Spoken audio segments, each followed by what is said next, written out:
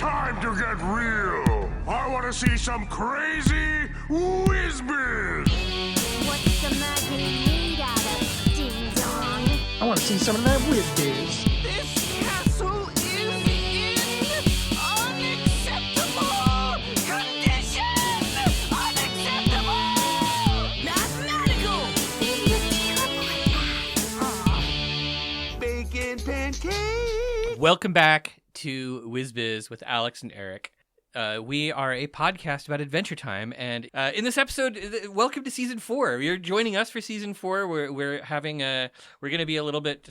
I'm excited about this episode. Anyhow, I'm Eric. Hey, you know what, Eric? I'm Yeah. Alex, and Yeah, welcome to season 4. thanks. I may welcome you as well. Welcome to you as well, Alex. Season Thanks, 4, I feel I welcome. think, promises to be good and spooky.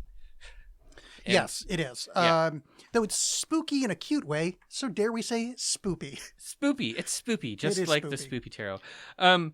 So I think before we start, we need to explain to the listeners that since I assume if anybody's watching along with Adventure Time, they're probably doing it on HBO Max or what we're supposed to call Max now, but I hate doing that. So Well, the problem is it's also on, I think, Hulu.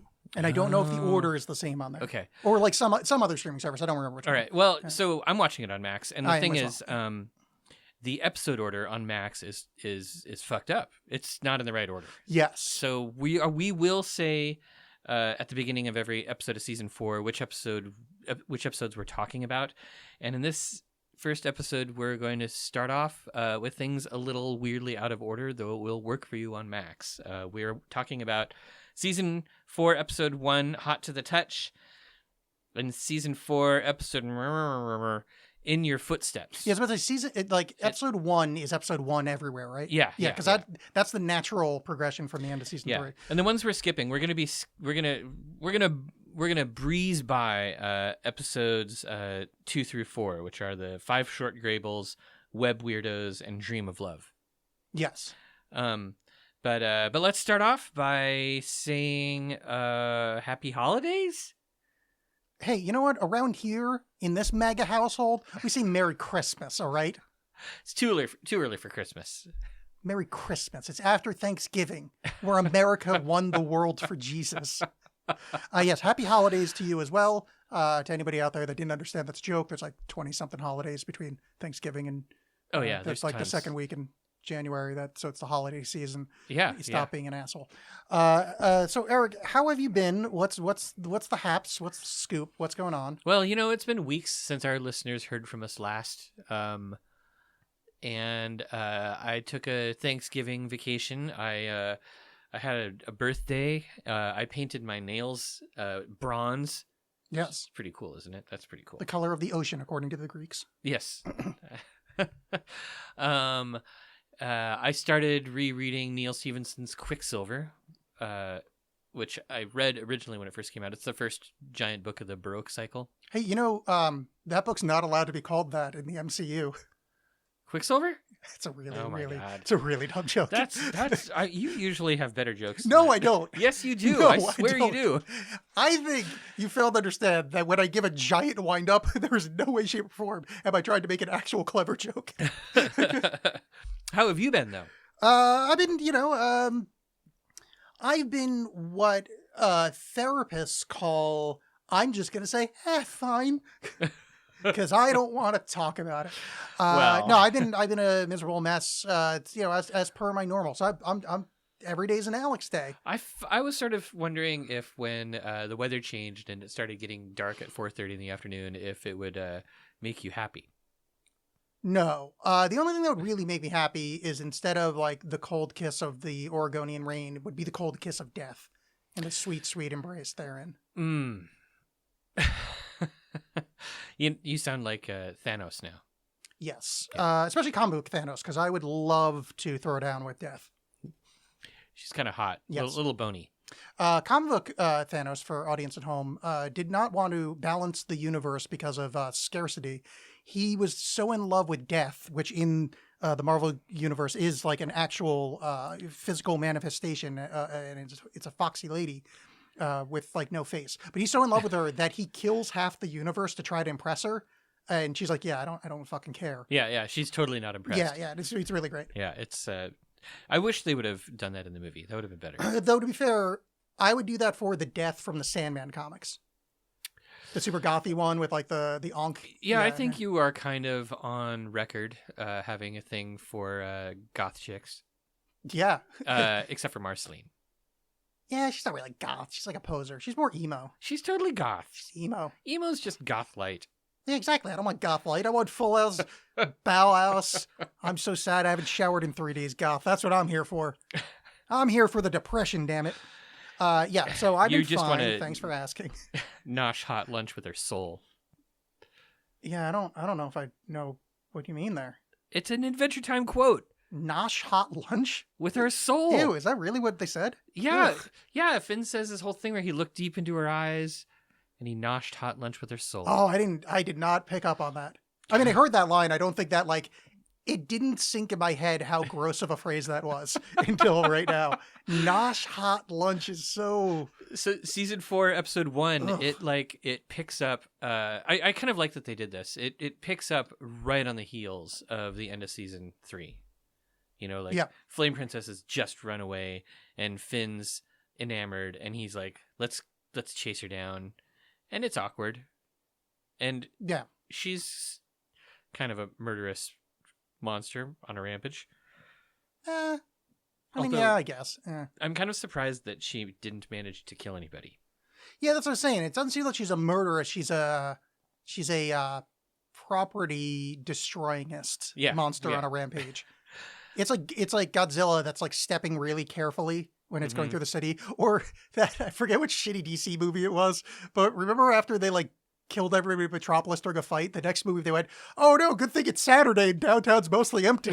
I forget which one it is. It's like the worst line of dialogue. Oh, I think it's Batman v Superman, because at the end they're like, Oh, "Oh God. no, they're at like the island. Good thing there's no one there." Like, Yeah, I mean, but there's that scene in this episode where Flame Princess basically turns into like a fire kaiju. Like, Yes. like she's enormous. She's got to be like 100 feet tall and made out of fire and shooting fire everywhere. And the Goblin village is nearly destroyed. And how is that?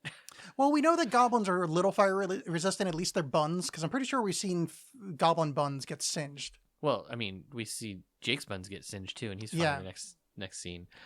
So yeah, she goes all nuts.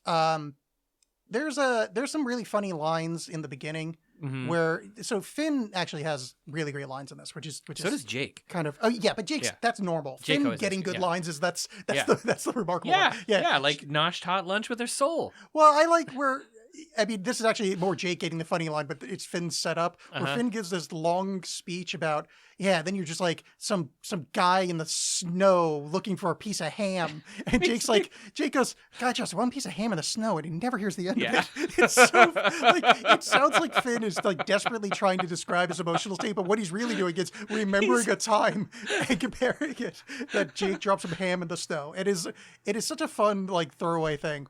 But yeah, there's a big miscommunication going on because Flame Princess has not actually left the Flame Kingdom that much, it seems like, and she doesn't understand that other people are made mostly of water. Yeah, and also, I'm not sure if this is something that continues through the series, but if you hurt the flames that she starts, it hurts her. Like if you Yeah. extinguish her fire, it hurts her. And I'm not sure. I'm gonna keep an eye out for this in future Flame Princess appearances to see if that happens again. But I don't feel remember. like that's so something that they kind of don't pay attention to. they 100% keep up with the when she gets wet, she gets hurt thing. Yeah, Um, which makes Congratulations, Alex, for not making the 4 jokes you thought of. But I guess that counts as one, so shit. But Damn. yes, keep that an was eye the on that fifth joke though. because it doesn't make a lot of sense from a physics perspective. I know we're not dealing with physics here, but like, and then there's lots of there's like science that can be involved. Like, how far away does the flame have to be that's still part of you? Yeah. Does this apply to her dad? So could you start like punching flambeau while it's in the Under Kingdom? Does her Oh. dad feel it? That's Yeah, a good there's question. it is a good question. I mean, I'm a it's- reporter first and foremost on this I show. see that. I mean, we don't like Who, what, where, why? So, so one of the one of the pieces of continuity that doesn't come up until much later is, Flame Princess tells us that she's the flame elemental. And we don't really have a good concept of the elementals yet. Like, there are 4 of them on the planet, and they do end up being flame print. Wait, are there 5 of them? There's 4 of them. There's 4, and Lumpy Space Princess is the non-elemental element. Right. I think. Yeah. Because it's flame, flame, slime, goo. Oh, yeah. Slime, candy, and ice. ice. Yeah. And then Lumpy Space. Yeah. Is and the then Lumpy pseudo, Space yeah. is the non-element, or the... So this is an interesting question about the future of the show. Flame Princess casually says that she references that Finn is a water elemental. Right. So I think at this point of the series, they're just using elemental as in like the D&D term. Right. So they're not... Where later it's the water yeah. elemental. And this is just like literally like you're on a campaign and you run into a water elemental. Right. Yeah, but I mean, even in a non-D&D term, D&D got those ideas from the elements from... I'm bringing this up because we're supposed to be talking about occult stuff, and in this show, and the 4 elements are really, really central to Western esotericism and the occult. So it's interesting that they're starting to bring those in. I know that it's probably more a D&D reference. Yeah, no, I think you're right later.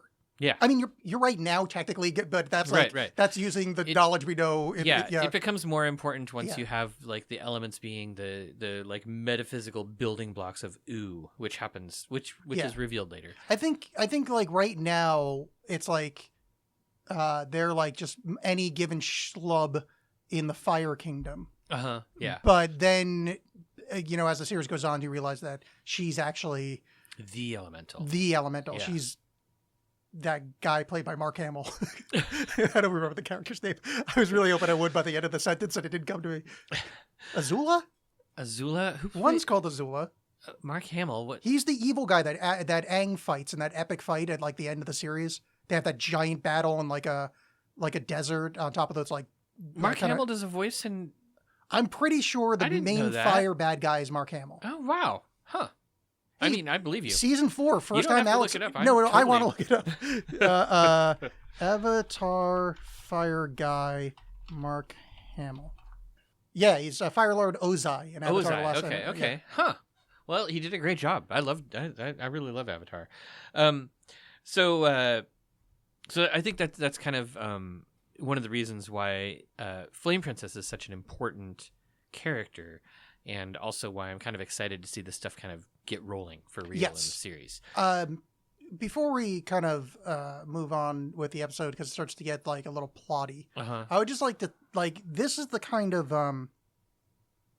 I frequently dislike some of the love interest stuff in the show because mostly it's like weird ageist and like there's just creepy stuff.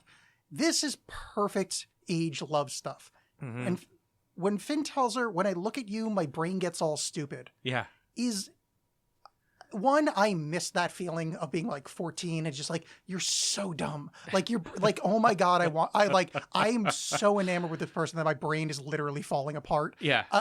It's a beautiful feeling, but like, it made me remember that. I'm just like, my brain gets all stupid. It's like, yeah, that is exactly what it feels like to be 13 and have a crush. It's amazing though that Finn manages to be as self-aware as he is at this age, I think. So, but it's really cool. Yeah, and even she feels it. You can kind of tell at the end, when she's like, "You would define nature for me," because she thinks he's a water elemental. Yeah. Well, the question though is, well, not the question. The comment here is, I'm pretty sure she's never met anybody that she could court in her life, because she's basically been kept as like a Coleman lantern in the Fire Kingdom. Yeah, she's been a prisoner her entire life. And you don't see a lot of there's no handsome fire princes that we meet. No. So, I mean, Finn is probably the first, even though she would burn him to death, probably the first, in her mind, suitable person that she could have a crush on. Yeah. So that's got to be a major crush. Yeah. It's which in a way does make it a little uncomfortable that Finn is courting her and she is basically just brand new in the world. But well, no, because she's been alive. She just had a horribly abusive childhood. Yeah, but she was kept in prisoner. She didn't really get to go out and do anything. Yeah, she talked to her court subjects and stuff. I think she'd be like a Prince Harry type. Obviously you're bearing the the scars of your horrific childhood of growing up in does affluence. this make Finn like Megan? What's her face? Yes. Oh, Finn okay. is Finn is Meghan Megan. Markle. Yeah. Yes, Finn is the Meghan Markle. Of There we the go. There we go. Yeah. Because he's not royal. He's an outsider. He's on a TV show. She was an actress. Oh, he's had some adventures. Yeah. People on the internet like shipping them with other people. They both got sexually assaulted by Lumpy Space Princess. Which, by the way, so my Google algorithm is so fucked now because of this show. So Eric and I were trying to figure out the what we call skip episodes. Just the shows that either don't have plot or esoteric stuff enough for us to discuss. And I saw there was an episode about Lumpy Space in this season, so I had to search in what season does Lumpy Space Princess rape Finn. And the thing is, 100% functional search, multiple sources, mostly Reddit conversation that directly talk about and it's season 6. If anybody was curious. Oh man, well that's going in the vault. Yeah. Well, Adam Muto apparently has been asked about it, and he avoided. I don't even know if Adam Muto was a he, but avoided. Answering to the point, but he's like, well, he was in a really bad place and he was trying to kind of hurt himself. And it's like, he's really describing like making a bad decision and like sleeping with your teacher kind of thing. Like there was but like, he's like, oh, if it's French kissing or whatever, I don't know. We never defined it. And you're just like, oh yeah, you guys defined it. Yeah, you defined the shit out of it, but like, you can't answer that. Yeah. Yeah. We're going to have to spend a lot of time on that episode probably. When it happens, just for fun, because I'm a little scamp, we should just skip the episode when we get to it. I've mentioned that 600 times over the course of the show, and you can just do a little recap. Episode 4, Lumpy Space versus Rape Finn, and then episode 5. There's another thing that I love in this episode. Speaking of people saying classic lines. A reoccurrence of Jake using the kind of mid-Atlantic slang of his parents. He goes, what's more important, your love for that screwball dame or being a hero? Your love for that screwball dame is so fucking great. It is. So Neptr returns in this episode also. Neptr, the shitty robot. Yeah, let me tell you, I was really excited to see him. I was not. Great. I was not. not. I love Neptr and you know what makes Neptr even better? He's rapping, which is just terrific. What? I actually I liked the song. I gotta tell you, as far as the raps we've heard on this show, this has been the best one. Yeah. But Neptr just infuriates me from like a deep level. Yeah, he's really. I mean, every time Neptr's on the screen, I just think that could be BMO. Yeah, I have that same feeling. Except BMO can't build giant robot suits. Have they asked him? I don't think so. Yeah, I'm sure he could. Maybe, but sure he could. Seems pretty ineffective at building stuff most of the time.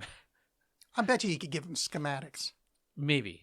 I mean, I don't know. I would like to see him try, I guess. But he seems so clueless about robots when he... Yeah, that's true. He also believes himself to be a little boy, so yeah, that's problems. Yeah. My note there is actually literally Neptr rapping boo.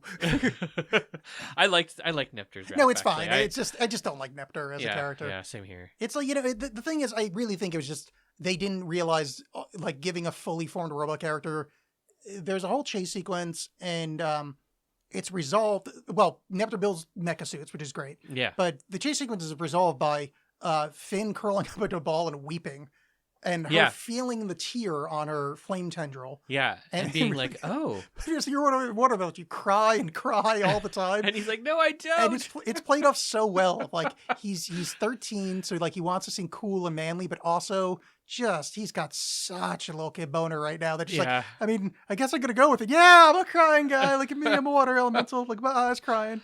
Yeah, it's tough for him. I don't really envy Finn's position.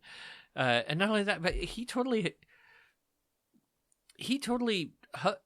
so like, I don't understand how he's even able to hug her at the end. How is he able to do that and not get like 3rd-degree burns? I have an answer for you. And it's not an answer. It's an answer from the show. Oh. Most of my skin is a callus is a quote from Finn in an earlier episode. Oh. That he is such a tough boy that he can probably, because here's the thing is, I don't have it as much as I used to, but I used to have what's called in the chefing industry asbestos fingers. Uh-huh. So when I was working the grill, I could just like, this is unsanitary, sorry guys, but like we'd cook bacon on the grill, these little circular bacons to put on the hamburgers, and I could just lift that from the grill with my bare hand and drop it onto something. So you were Finn tough at some point. Well, just my little fingies, but probably not my pinky, but like the manipulation fingers. So if I being a delicate liberal cuck beta can pick up burning things from a grill, I think a hero boy with all callus could give a short hug to a fire elemental. Okay, well, I guess that's what we saw then. That explanation works for me. I'm willing to accept that. Yes. To argue against myself, I don't know why his hair or clothes didn't burn, but I'm just here to tell you weird stories about youth when I had very flame resistant fingers. I was reading something on some Adventure Time website, or maybe it was on the Adventure Time wiki, about the speculation that Finn isn't perhaps entirely human, because he does seem to take a lot of damage and heal really well. Yeah. He might be a healing mutant like Wolverine. So my or the dastardly Sabretooth or X-23 or Deadpool. What I would say is that he is the child of an incredibly advanced culture. So it's possible that they were genetically engineered over the course of years to have stronger bones, more resistance to et cetera. That's a good point. Yeah, because I mean they were like this utopian super future society. So and his dad's pretty tough too. Yeah, so you feel like there's probably some kind of like, I'm not saying full Wolverine, which would be badass, but there's probably a little something there. And the amount of magic shit he's fucked with, he's probably like picked up stuff here and there. Oh yeah, he's probably filled with magical radiation. I mean, to be fair, he's got like 50 levels of dustomancy or whatever. That's a lot of magic. Some of it probably stuck around. Another good line from this show, not to do like I like this episode. It's not an episode I would have thought I liked, but there's a lot of good stuff in here of Jake faking him out, going like, everybody's dead, man. It's like a barbecue of bodies. And you see Finn kind of go for it. Like, man, I'm just messing with you. I saved everybody. They're over there. Yeah. So he didn't save a whole lot of people. There weren't a whole lot of goblins in that crowd. Well, to be fair, it's a village. Villages are small. There were a lot of buildings in that village. There were fewer goblins in that crowd than there were buildings in that village. Well, goblins are just waste whores. Like, they just love, like, it's like, instead of like a single family unit, it's like a 6-story building because they like being really spread out. Maybe, and also maybe just because it's sort of a goblin town, nobody really wants to live there, and there's a high vacancy rate. Exactly. Yeah. Okay. All right. Okay. That makes sense too. It's like Detroit 15 years ago. And I think we've already seen the Goblin King, haven't we? Yeah, Finn became Goblin King in an episode we watched. Right. Yeah. So maybe the Goblin King has summoned all the goblins to like the Goblin Capital or Goblin Land or wherever the hell the goblins go to live. Yeah, or maybe the goblins were bred with something else and became Urukai. That's all I have for this episode. Okay, yeah, me too. I do have one. Do I have one more thing? Oh, yeah, the only other thing I wanted to mention is that Rebecca Sugar was one of the writers for this episode. Oh, nice. Rebecca Sugar, famous for being from that other thing. Sweet. Very nice. Okay, so would we like? Do you have any shiny rocks? Would you like to hear some shiny? Let's do your shiny rocks first. Let's do my shiny rocks. I've got 2 that I want to bang out real quick. That's what she said. Never around me. Because this might be the first, possibly the second, apologies if there was one before, user submitted, and by user submitted, I mean listener submitted, shiny rock. Ooh. Somebody on X, nay Twitter, you can just call it shitter. Saul. Oh, Saul. What's his last name? Moondragon? The dragon face? Jeez, I'm totally blanking on him now. Mondragon? Mondragon? Yeah. Sorry, I didn't mean to put that on you. Sorry. I mean, I can see. Yeah, all right. I know who you're talking about. And he knows who you're talking about. Yes. My intention was to screenshot. And somehow I managed. I think maybe I just went on autopilot and cropped it to just the picture. So I was expecting to have his name in front of me right now, or their name in front of me right now. I don't know pronouns. Anyway, user submitted, and we thank them greatly. Eric, do you know what Cottywumple is? Cottywumple. Yeah, Cottywumple. Is that when you... Actually, wait. I'm going to give you a hint before you guess. Wait, but I have a really good guess. But it's a very Tolkien word. It has nothing to do with what we're talking about, but it's a very Tolkien word. Okay. Oh, that's... No, I want your guess. Okay. No, that was your hint. Yeah. Okay. Cottywumple Yeah. is what happens when you are hanging your laundry up outside and your village is attacked by horsemen and they ride through your laundry line and leave your laundry all cottywumple. There ain't no Bagginsons around here. They're all down. No. Oh. I like that guess. Was I though. close? In that the definition and what you just said are both in English, yes. So cottywumple is English slang to travel purposefully towards towards a yet unknown destination. Oh, so it's like to set out on purpose and to not know where you're going. Yeah, that's Okay. yet unknown destination. So I feel like Frodo and the boys went on a little cottywumple. They did. They did Yeah. go on a cottywumple. All right, one more picture one so I can proceed to lose these. Okay. Oh, yeah, this is my favorite thing ever. This is from Phil Fish, Phil_Fish at mastodon.gamedev.place. I don't know who that is. He could be the worst person ever or a saint. I literally just found a thing. Okay. So okay. Hi, Phil. yeah, just in case somebody goes there and he's got like horrible things on their page. I'm Right, not right. advocating, but life is extra surreal for French speakers right now because in French, phonetically, chat GPT sounds exactly like cat I farted. Chat, je pété. Shot. Shot, yeah, shot is shot. Is, Yeah, I know. it's I know. cat, I do know the and word for je, cat. yeah, pate is farted. Ever on TV, the news, people going, "Cat, I farted" over and over again with a straight face. So on the news is cat, I farted going to steal your job? How are schools dealing with cat, I farted? Lawyer caught using cat, I farted. I hate fart jokes a lot, but I found that terrifically amusing. I'm going to go through the 3 skip episodes really quickly just to pull I out love it. some Do interesting bits. That is a lovely thing to Okay. do now. So, season 4, episode 2, 5 short Greybles. One of the reasons I made this a skip episode is because I know that the Greybles annoy Alex. Annoy is a strong term, but not a fan. I do love. How is annoy a strong term? That's a mild term. No, it's more I find them uninteresting. It's not like it's more if they annoyed me, I'd actually be more apt to talk about them. Really? It's that they do nothing for me. Okay. Like they just sit there. It's like walking by a post box. There's like it So- doesn't even like your brain doesn't register it. It's just like So there are just 2 things that need to be pulled out that we need to be aware of in the 5 short Greybles. Emo, what's his name, does the voice. Emo Phillips Yes. is Cuber, who's Yes. the Greyble dude. Oh wait, I have 3 things. First, it's the first appearance of Football, who I didn't realize. Oh fuck, was that in there? Yeah. Second, that's the little Princess on me. Bubblegum uses magic. Huh. She creates the perfect sandwich during her Greyble. Oh, that's right. And yeah. she uses magic to make bread. Like there's chanting and ritual magic stuff. The whole thing. Yeah, but she's previously said in the past that kind of Carl Sagan-y thing, like advanced magic, No, advanced she was technology totally is- doing it like a wizard, not like a scientist. Well, to be fair, yeah, and but everything else she was doing was sciencey. but it is a Grable, so it's fake. They're real. No, but they're Grable, so they're fake. They're in the universe of Grey's Anatomy. That's what they're named after. Okay, I'm not buying that one. Yeah, I'm not either. Okay, so those are the 2 things that happen in the episode, and then there is one interesting kind of occult thing that Ooh. didn't make it into the episode. Originally, so one of the things that annoys me about the Greybles is that there's like this thing where Cuber is like, "Did you guess what the theme was?" And in this one, the theme was senses. Oh yeah, I remember that. Originally, there was going to be a 6th Greyble, and the sense was going to be memory, which we don't really view as a sense nowadays.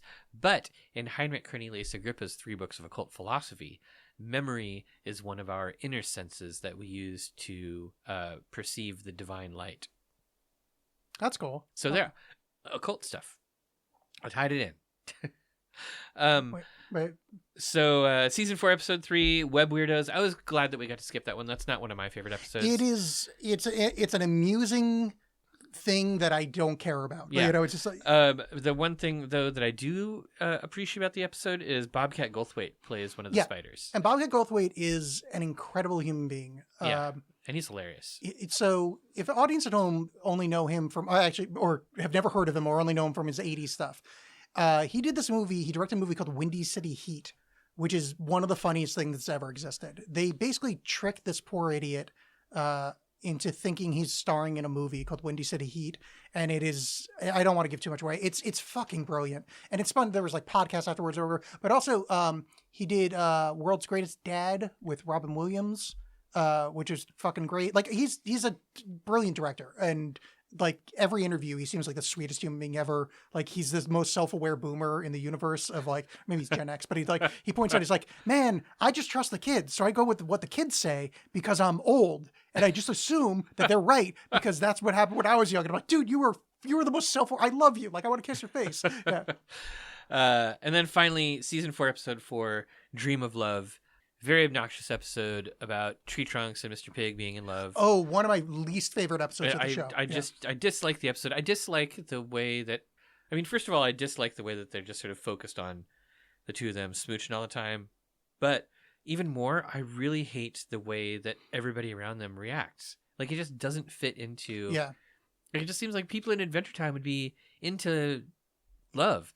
The only takeaway I have from this episode is that there's a point where Mr. Pig feels like his Tree Trunks adventure is over and he's going to have to go back to his old life. And he says, I guess I'll just go back to eating criminals.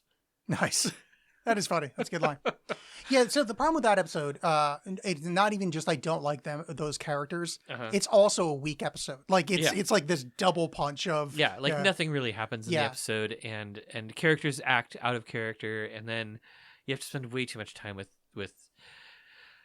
Mr. Pig and Tree Trunks, and Mr. Pig and Tree Trunks are important characters down the line, like, you know, especially in the story of the Lich. So we're gonna have way too much of them later. Yes. I kind of think when I think about my least favorite characters in Adventure Time, you know, Mr. Pig and Tree Trunks are on that list with Nepter. Yeah, that's kind of my short list. Yeah. I don't want to sit here thinking about the things I don't like about the show. So anyhow, those were the 3 episodes that we skipped. Correct. I think with good reason. As you, dear listener, with your ears, by the way, are lovely today, dear listener. You heard us talking about this last episode, how we were going to be a little bit more aggressive in skipping non-core plot episodes and skipping episodes without any like cool stuff in them. So that's what we're trying to do. But, you know, we can't, sometimes we have to, we're summarizing them. Do I have to explain this every single time? I feel like I'm explaining it every single time and I don't have to. I don't think you have to, but like, I don't think it offends anybody. Okay, so, cool. I wasn't going to stop you. Explanation over. Yeah. What are your shiny rocks? My shiny rocks. Okay, so these are going to be older words. Cool. I took them from Quicksilver by Neil Stephenson, which I mentioned at the beginning of the episode. Hey, you want to hear a great joke about that? No. So they're kind of like 17th century English words. Mm-hmm. So I'm familiar with that century. okay, yeah. Heard of it? You look great, by the way. I can barely tell that you've got gray hairs from being 400 years old. Well, I'm more like I when I say familiar, I mean I was technically born within the century, but it was like 99. Like that's my mom told me mostly about it. Okay, are you ready for some weird words? I would love some weird words. All right. The first one is lanugo. Lanugo. Lanugo. How do you spell it? Lanugo. Literally couldn't even begin to guess. It is a fine, soft hair, especially the first hair to grow on a human newborn. Wow. Yeah. Don't know that one. That is one of those words, though, that if I had that in my rack in Scrabble, I would have put those letters together just to see if that's a word. Yeah. Because it feels like a word. Not, yeah. It's, all right. The next one, you might actually know this next one. Lascar. Lascar. Oh, I used to. My friend Rob, well, I have been friends with him for 25 years, but a guy I was friends with in high school, his last name is Lascar. Oh, really? And I know I looked it up, and I don't remember anymore. It's a sailor from the Indian subcontinent or Southeast Asia. Oh, okay. No, that doesn't ever. Maybe I never looked it up. This next one, I don't think you will know. All right. Sizar. Sizar. Oh, that is a Scrabble word. Oh, you know this one. I'm curious to know if this word is actually still used. It might be. It might be still used. Give me like 3 seconds. Okay. I know I don't remember. I know I looked it up at one point because every now and again there's words I use in Scrabble all the fucking time. Uh-huh. And I'll be like, I don't know what that means. I've used it 100 times, but I don't think I don't think that's even the word I'm thinking of. So this yeah, is an interesting. This is a student in a British university who receives financial aid in exchange for performing certain duties. Oh, that sounds very familiar. Yeah. Actually, So I suspect you probably have come across. I think I've read that in a book before. Well, I got it from a book for sure. Yeah. Oh, like a modern book. No, like a Sherlock Holmes or something. Oh yeah, I think it might still be used in like Oxford and Yeah. Cambridge or like the super old-fashioned schools. Yeah. Okay, this next one you might know, especially those of you in the audience out there, if you are computer programmers. Denary, Denary. It is base 10.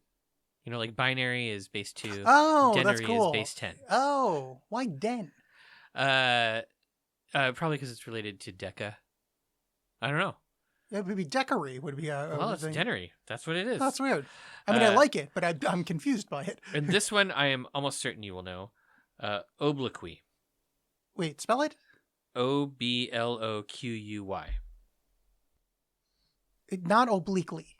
No. Okay. Obloquy. It totally feels like an Alex word to me. That's why I think you'll know it. And Is it like a funerary thing? Is that No, what, no. no. I'm thinking reliquary. Shit. you want me to use it? Okay, it's just tell me. That's strong public criticism or verbal abuse. Like he had to hide his face in shame after that obloquy. So I'm annoyed I didn't know the word, but I'm not annoyed because I knew the word and couldn't think of it. No, that is a somewhat new one on me. Okay, Yeah. interesting. New old one, and this is a really stupid one that that you probably won't know and you will never need. Cool. Drogue, Drogue. Oh, wait a second. Do you know this one? Shit. I mean, maybe you know this one. Drogue. Off. Wait, is there a way you can use it in the sentence? Because I swear to God, this is in my head somewhere. Wait, let me guess. Is it like a ruffian? No, that's a rogue. No. But there's like a. God damn it. Oh, no, forget it. It's. I think it probably comes from the word drag. It's a device trailed behind a boat or aircraft to help stabilize or maintain course. I knew that word. Okay. I 100% knew that word. The reason I guessed rogue or ruffian is because the NADSAT dictionary from A Clockwork Orange was based on various other language groups, and they call them droogs. Droogs. Oh, yeah. And I thought, I know about droogs. In my head, I was like, maybe they just use drogue as the root thing. I can see it. That makes Oh, sense. yeah, the plane. God damn it. I think like a fucking episode of Mythbusters used that word. Like, I can believe that. I'm sure that it's a technical term that probably still gets used, but how dare me? Okay, and then finally, a word that you probably already love. Okay. Concupiscent. Oh yeah. No idea. I mean, I do know, but filled with sexual desire or lustful. That's one of those words that I knew like in when I was 19. Yeah. Concupiscent. I do have another shiny rock. Okay. Well, this is more of a Alex really loves young people and their language. I was unaware of this, and pardon me if I'm not using it 100% correctly. Oh no, are you gonna have some W-Riz right now? No, for real. No cap. I was unaware of the kind of trans experience term of egg. Oh, I don't think I know this one. I'm glad you don't, because I felt stupid not knowing it. And maybe, and again, apologies if I don't understand this, but the way that I read it to mean is almost like the term in the closet for gay people back when that was like a valid, it was never valid, but like back when that was a term that we needed to use a lot. I think it still gets used. Yeah, it just sucks that it does. But because that's like, there's like a shame aspect associated with being in the closet, like you're literally hiding. So egg is like it's, I think the way they use it is almost more like you're a trans person, but you don't know it yet. So like you're an egg, like you haven't waiting to hatch. You haven't like developed or like hatched. Your and real like, self has not emerged. I'm sure I don't have the nuance right. I mean, feel free to correct me, audience at home. I would love to know the nuance. That makes sense. But I love that as a term because it's like, especially like kind of being related to the closet thing. It's like it's a positive way to view something. Yeah. That like in the closet is a somewhat negative term. Like because it's you wouldn't need to be in the closet if our world didn't suck. know. So I don't know. Egg I think is quite nice. Also apparently egg means like some fucking idiot on Twitter, because apparently for a while they called people eggs. When researching it, I ended up on Urban Dictionary, and apparently egg means like a bunch of things. Okay, so are you ready? I'm very ready. There's nothing I want to do more than whatever we're about to do. So now we're going to talk about season 4, episode That's right, host one. In Your Footsteps. So again, like this is the one that we watched out of order before I realized that Max had the episodes in the wrong order. Very wrong order. Very wrong order. I know we talked about it before, but man, it is a cluster F over there. It is, yeah, it's a mess. So, and this episode was actually originally going to be one that we would skip and just summarize, but it turns out that it's kind of important. So we're going to talk about it. Yes. Now, the thing that this is the sort of thing where like there's an ongoing. I don't know how do you describe like so the Enchiridion is an important plot element like throughout the series. Yeah. It starts off as sort of just being like the book. I mean, I loved that episode where they went to get the Enchiridion, but it ends up being sort of like the book that teaches you how to be a hero. I love when it can add colorless cards before your turn. Oh yeah. Is that what Enchiridion does? No, Sorry, I'm making a jump Slay the Spire thing. I get that and the Nilri's Codex confused. Nilri's Codex gives you one of 3 cards at the end of the show. I was right. Oh, yeah. So Enchiridion, Yeah. you can add a colorless card. Slay the Spire, people. It's great. Yeah, it's a fun game.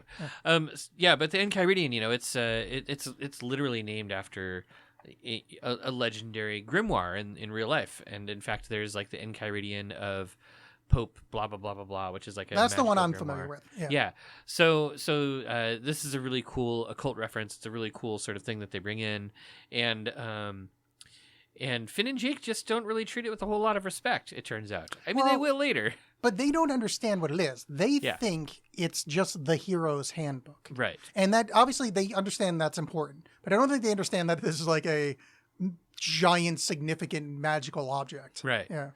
In the sorry, spoiler alert, people at home. Yeah, it's a very significant, it's a significant magical object that basically a couple more seasons of the show are going to very much circle around. So this episode involves a bear who starts mimicking Finn, and it kind of feels like a goofball of the week episode, right? Like it doesn't feel really serious. It had a feeling a little bit like oh God, what was that? The horse one. It feels like the horse one. It just feels like it's a dumbass episode. Yeah. Though, to be fair, if this were just a dumbass episode, I think I'm not saying I would put my foot down saying, Eric, we must talk about this. But it's so fucking bizarre. It is. That it's worth talking about even outside the kind of occult or whatever thing that we're doing at the show. Like it's a nonverbal bear that starts parroting the behavior of the lead characters. And then he starts talking. It's fucking weird as shit. Yeah. This is like a David Lynch thing. It is. And there's a thing like Jake knows something weird is going on right away. Like Jake's sixth sense is like, oh, this isn't cool. And he just doesn't know how to deal with it. But he honestly, he picked up that something was wrong with the bear. And it wasn't until the very end where he's like, oh, God, maybe I was wrong. And it turns out he wasn't. There was something really wrong with the bear. Yes. The bear was part of a nefarious plot from the best villain in the series. Football?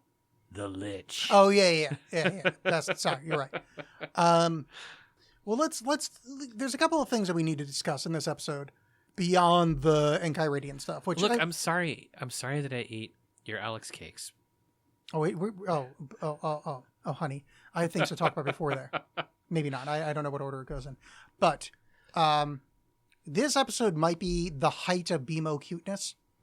Wherein there's a part where the bear mimicking Finn drinking from a straw sucks on BMO's foot. I forgot. And it's hilarious. I forgot about that. But then I might get this tattoo. It is so fucking cute.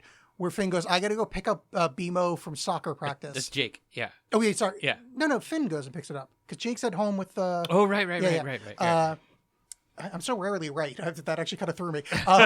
Usually it's like, oh, my dumb... I said the wrong thing. But anyway, BMO coming back wearing a soccer jersey, Covered in mud. covered in mud, holding the soccer ball. It's already cute. But then mom and dad having a fight in And front he's of him. sitting there. And he's sitting there awkward and then just starts like kind of playing with the ball. And the camera keeps cutting over to him, and it's so adorable. Oh my god! Like it's both adorable and like, oh yeah, I know what this is like. I mean, Yeah. I'm not gonna speak for Eric, but my home life wasn't great growing up, and I can assure you, I very much know what that feels like.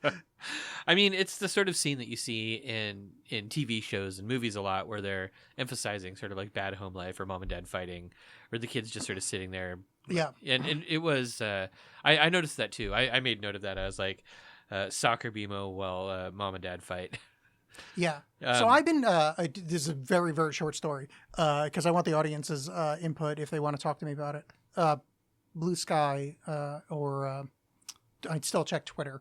But the point is, I've decided that I want to get a tattoo that I don't particularly care about because I never had a tattoo before, and I think it'd be psychologically healthy for me to like be like, kind of shed the bounds of any kind of preciousness about the body, just get something stupid. So my thoughts right now, I've been thinking BMO or the Hollow Knight from the from the game Hollow Knight because I love that. He's just a cute little bug. But BMO in a soccer jersey might be my winner. So anybody that feels like communicating with us, we're the WizBiz podcast shitter and WizBizPodcast .bluesky.org, whatever.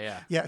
I don't know what the fuck it is, but the point is, you should give me some tattoo insight. I mean, maybe we should both go get BMO tattoos together. Oh, Because I don't have any tattoos either. that actually would be kind of fun. That would be No, fuck that. One of us gets BMO, the other gets football. They're going to be identical. Nobody will know which is which. Yeah, and we won't know. We'll tell Yeah. the tattoo artist, hey, switch up these exact pictures. So this episode has Finn cakes, which I don't know if have been introduced before, and it I also don't remember it before that. has Finn with a new catchphrase, which luckily doesn't stick around. This bear is Tops Blueby. Oh, I forgot about Tots Blueby. Yeah. Tots yeah. Blueby is annoying to me. Yeah. But there's also this great line. Jake, of course, always gets the best lines, but there's this line where they, so the bear is imitating Finn and is throwing a party in Finn's name, and they show up, and Jake's like, how can you trust this bear? He's over there feeding nuts to your ex-girlfriend. Oh, yeah. And literally, the bear is giving peanuts to Princess It's Bubblegum. so good. Yeah. Yeah, we also have the flare rating, the flare. Woo! Woo. Fly-in profile and flare. That's a wrestling thing. Oh, no one cares. The bear writing flyers for a party is really fun because it's one thing that he's mimicking speech. Yeah. The other, now he has the power to write. Yeah, that should have been a really big clue that something else was up with the bear. Yeah. Because, I mean, that bear was being psychologically manipulative and in a really, really clever way. That bear, it turns out, was really clever. But we are in a world where most animals are communicative. Yes. So it's probably not, like, it wouldn't be suspect because it'd actually be suspect that there's a random ass bear that's not talking. Like, they're friends with pigs, with tiny That's baby true. elephants, like there's talking true. birds, there's talking everything. Talking Yeah. fucking candy bars. That a non-talking bear is actually weirder. So when it starts communicating, it's like, it probably isn't like, oh, phew, I finally feel at home here. Yeah, that's probably what it Yeah. is. Yeah, I mean, I guess it's difficult to know. All I know is when the bear started running away with the Enchiridion, because I kind of had forgotten this episode. This is one of those episodes that didn't remember the Enchiridion part. I remember the bear thing, and I remember finding it so surreal that I enjoyed it. Well, when the bear ran away with the Enchiridion, or I mean, Finn and Jake give the Enchiridion to the bear. Yeah. Because Finn is a good guy, and he believes that people can be good, and he Well, wants and people the to be bear heroes. says, I want to be a hero like you. Yeah. In one of the first things the bear says that is not just immediately or a little bit later parroting the words of Finn. Yeah. I mean, I would fall for that too. Yeah. Also, I don't want the Enchiridion. That's too much responsibility. I mean, if you're Finn, Yeah, but I'm not. right? But I'm just saying, like, okay, I understand what you're saying. I'm a doughy, depressed, middle-aged man that can barely go to work every day. I'm Well, not. then I why can't- won't you give me the Enchiridion? I would give you the Enchiridion. That's what I'm saying. I know you have it. Yeah. Here's the thing that was so creepy about it. Like, I kind of want to go back and check my notes. Like, the snail shows up in every episode. Mhm. The snail is always everywhere. Yes. And all of a sudden, it's revealed that the snail is the Lich. Still, right? Because the last time we saw... So the Lich used the snail to get out of the Amber prison. Yes. And it turns out that some bit of the Lich is still living in the Yeah, snail. well, I think it's not it's the Lich's thrall. Yeah. Except the snail spoke with the Lich's voice. No, but can't it thralls wasn't- do that, right? Well, I mean, it wasn't actually the Lich's voice, because the Lich is usually, at least in this season, the Lich is voiced by Ron Perlman. Was it Ron Perlman? Yeah, it is Ron Perlman. Yeah. But I'm just sort of like, oh shit, that's kind of creepy, because that snail shows up in every episode. Yeah. Hey, the Lich is fucking powerful, man. I know. Yeah. The Lich is a terrifying enemy. I really love him as an antagonist. Yes. Like, I'm glad that he's fictional, and I'm glad that we don't have a ritual to summon him. Before we end this episode, I do want to point out like one more like fun little line. I have a fun thing too. When Finn realizes that the bear is having a little party, Uh-huh. and he runs out and stops the bear and like breaks his mask or whatever, he's like, "Nah, I made the imposter run away." And Princess Bubblegum saying, "Finn, no one thought the bear was you." I love that breaking of Just so yeah, it's the contract that we've signed watching this episode is that we understand that the bear's trying to be Finn. Yeah. And then in this magical worldview, Finn was like, "Of course, everybody's going to believe it. It's me." Yeah, I know. Jake's convinced it. And Princess Bubblegum being like this voice of reason. This, Yeah, like, this just Finn, like, don't be an "Finn, idiot." Yeah, what? It's a fucking bear, dude. Of course we didn't believe that was you. It's a dancing bear. We're having a party with them. Why Yeah. would we not? Yeah, why would you not have a... Yeah. I mean, I would go to a party with a dancing Yeah. bear. It's fun. It's a fun, like, semi-meta joke. Yeah, it is. So the bear was played by a voice actor named Eric Bauza. Eric Bauza does a lot of like Looney Tunes and Merry Melodies stuff now. He sort of took over as like the voice of like Donald Duck and Oh, really? Oh. and all those sorts of characters. Oh. Bugs Bunny, Donald Duck, those sorts of characters. What was the name of it? Mel Blanc, was that the... That's what Mel Blanc was the one that was in my head, Yeah. but he was like Porky Pig and stuff. Is he all the other guys too? I know he did like a bunch of them. There was another one. It was either Mel Blanc or the other famous one. Yeah, But, whatever. but he basically like stepped in and took over that role and does a lot of like really famous Oh, cool. cartoon voices. So it's kind of neat that he got to do the bear. Okay. You could see him in Space Jam 2 starring that guy. I don't remember. Is it LeBron James? Yeah, LeBron James. I'm really, really excited about season 4. There's so much cool stuff that happens. I'm excited about going back to the Nightosphere. This is the last of the tweener seasons where Yeah. we're starting to get like the show's starting to understand itself as being a linear plotted thing. It is. Not that every episode has to be one after the other, but like it understands the universe it's in. It's starting to like get its little wavering horse feet. It just Yeah. gets born. It's a little full feet or it's a little quivering, and you're still gonna have episodes you don't care about. But like this is the season where we really start to like the stuff that happens in this season is reflected in the last episodes. As Fiona and yeah. Cake will reference it. Like yeah, this is, absolutely. We've now entered the kind of episodic, kind of non-episodic, linear storytelling. Oh yeah. Actually, like in particular, like some of the stuff that ends this season is directly impactful in Fiona and Cake. Like the farm world, farm fin sort of stuff, and there's some incredible stuff in this season. I'm really looking forward to digging into it. So I'm glad that we made it through the first 3 seasons. Yeah, I mean they're fun. They're just they're not the most they're the more embarrassing to be a middle-aged man talking about. Now that we have like interesting kind of recursive storytelling going on, that Yeah. we're like, oh cool, this is like Yeah, and stuff starts to get darker Yeah. and more complicated, and you have to know what's going on a little bit more to enjoy season 4. And it's just gonna get crazier as time goes by. yes. Yeah. Eric, I challenge you to tell the audience this. Yes. Let's say you want them to go to action. What kind of call would you give? My main call to action is to it's going to be a choose your own adventure, and it's going to be like this. If you are already subscribed to our podcast, please text your best friend and say, "Hey, WizBiz with Alex and Eric is setting out on this glorious season 4 adventure of Adventure Time, and it's time for you to come and listen." And if your best friend texted you a link to this episode and you listened, I would like you to subscribe. You can subscribe at whizbizpodcast.com, or you can just go to wherever the hell you listen to podcasts, search for WhizBiz, and you'll find us. And subscribe, and then tell us how much you hate Alex's jokes, or how much you love my jokes. Either one is fine.